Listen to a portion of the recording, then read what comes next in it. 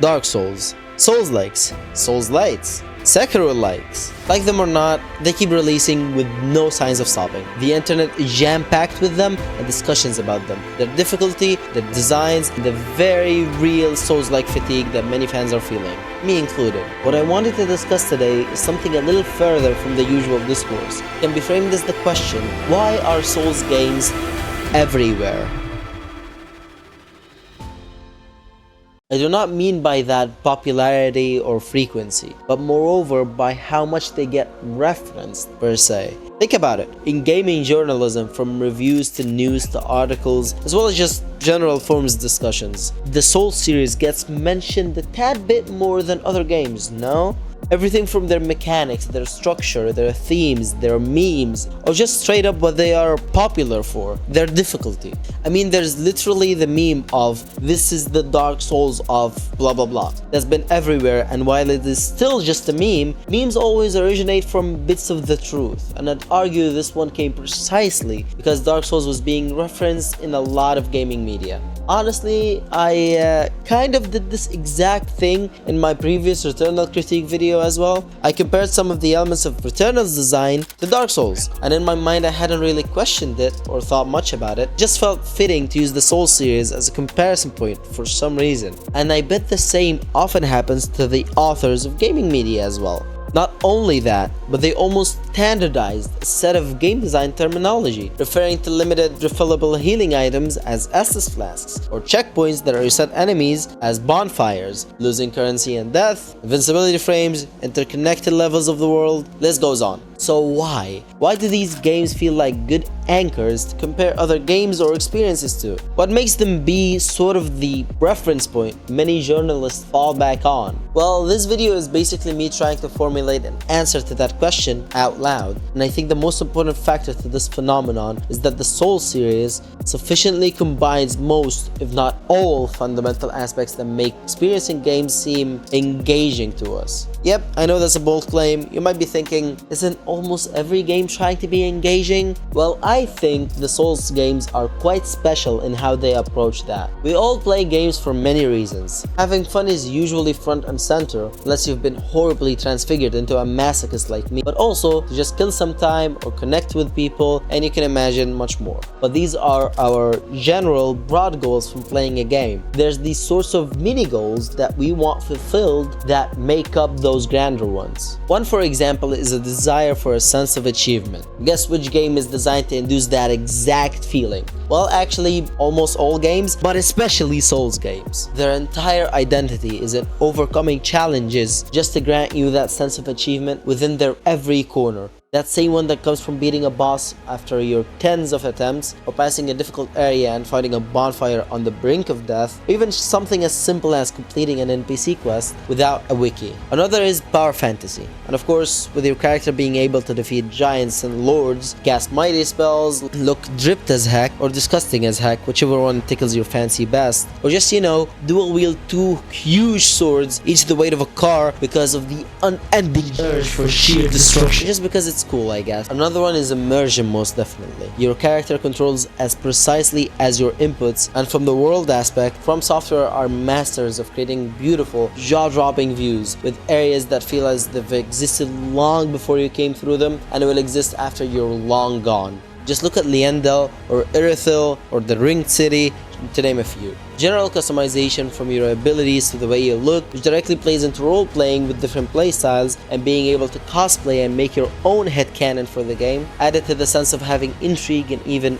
influence in this world, exploration, experiencing the story and piecing it together, covering the secrets that developers have put in place, skill expression, progression, etc, etc. Now I hope that it's starting to make sense now. The point is that the Souls series actually checks off a lot, if not most, of these mini goals that players have when coming into a game. And the ones you might think they don't can often be checked if we shift our perspective of style and intention of play slightly. Case in point, boss rushes, speedruns, hit list playthroughs, mods, broken builds, cheese strats, and many more. Let's look at another aspect that is the center of conversation within these games, being the gameplay loop. Mostly the combat.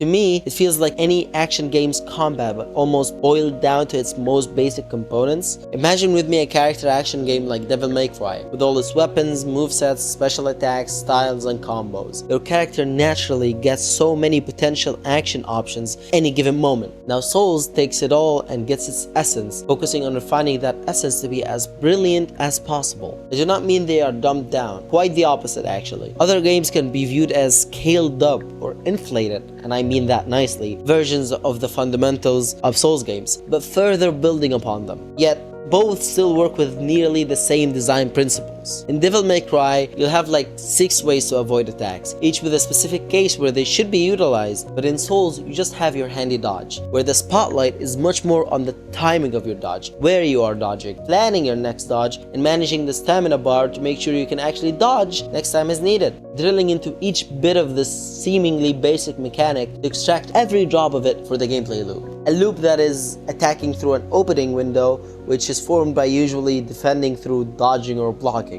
In bosses, you usually defend more, and vice versa against normal mobs. Of course, that is a very simplified description, but yet again, if we strip them of all the decorations, this is the way most Souls games play out. Heck, almost all action games actually. The rest is branches and extensions that are formed around that cycle of attack and defense. That's why the idea of Souls games sounds so simple on paper. Just get some pre-made character, slap some armor and weapon assets on them, and add a dodge animation and you're good to go. All that remains is to fill the game with enemies, right? But then the execution of these basic principles is where it is so easy to falter, because it takes immense work to polish that idea into a fully fledged game to reach that near perfect implementation, which From Software has set the standard for. I think there's real greatness behind this design through simplicity, almost despite it. So when Souls games house the fundamental combat designs that other games later build upon, it easily follows that if anything, they'd be easier to compare and base other games to.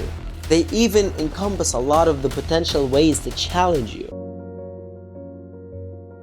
Your understanding of the game mechanics, designs, capabilities, and limitations, your learning through failure states that are more punishing than most, your reflexes based on dodge timing and attack openings, your awareness of the environment around your character and your ability to manage your position within it, your mastery of all elements of your kit together against multiple fast and deadly foes, your perception to the movement of the enemies with their telegraphs, your strategy through your equipment, customization, elemental and damage weaknesses, so on and so forth. What's more, the Souls formula is flexible enough to integrate some DNA of other genres. For example, the cryptic NPC quests are essentially puzzles and riddles to be deduced. The level design with looping shortcuts and secret paths does give Metroidvania vibes. And then there's horror through the game's themes, aesthetics, horrific monsters, literal jump scares, and FromSoft's many sadistic designs. All these elements come together in Souls games but lead us to a vital distinction. While they combine implementations of lots of aspects utilized in many different games, in my opinion, Souls games don't do the best combat. As we mentioned before, games like DMC and maybe Ninja Gaiden and more give you far more options. Neither do they exceed at role-playing and customization. Look at how CRPGs have that as the main focus and do it better. They most definitely don't do the best storytelling. Just take a look at Red Dead 2 or Sony first-party games, nailing everything from the presentation to the pacing and the meaning behind those stories. These other games have shifted their design direction towards certain aspects of game design more than others, while Souls feels the most balanced. Even if one can argue that they are not that balanced, they are relatively the most in the middle of the bunch. You can rarely find something Souls games are the best or most innovative at. It's how they develop and realize many aspects well, and more importantly, the ability in integrating these design components into a complete and cohesive experience. Ultimately, these games built a blueprint, one that is the perfect candidate to use in teaching the fundamental parts of what goes into making one. People continue to reference that blueprint despite there being new blueprints, techniques, and styles of teaching. That's how I imagine the Souls series. They are the ones that present the execution of design concepts in its purest form, and that raw presentation allows for easy referencing and for new developers the ability to build upon that formula to invent new designs and systems. Obviously though, there's a lot more to it than that. For example, I would say these games also just gained a lot of notoriety. They were the ones to rise to fame first in their style, which led to them being more likely to be mentioned. Another similar difficult game could have popped off that way first, that would have surely changed the trajectory of the entire industry. Of course, as well, many genres can't really be compared to Souls, but given that a large percentage of games, mainly mainstream ones, are of the melee action genre, it might make sense why we see and hear about more and more of them. And I'm noticing a trend where now, that typical Souls formula isn't enough. Many people are getting bored of it. Elden Ring tried to latch on that formula, but while changing parts around it, which is what led us to the innovations of the open world, turret, jumps and guard counters, for example, but that also brought less fortunate changes such as the delayed attacks and the enemies on steroids. And I am in the same camp. I look forward to game developers bringing change, remixing and building upon that blueprint from now on, instead of just relying on the nigh flawless execution of it. I think Lies of P was one such example, and we needed to look further than Bloodborne and Sekiro, which were a very welcome change to the usual From Software cook-up. I'm really curious, what do you think? Are there other reasons you think the Soul series has become gaming's central reference point? Let me know in the comments below, and if you enjoyed this video, don't forget to like and subscribe for more videos. I'm always exploring new ideas and styles, and this is one of the hopefully many of them on the way. Thank you for watching, and see you next time.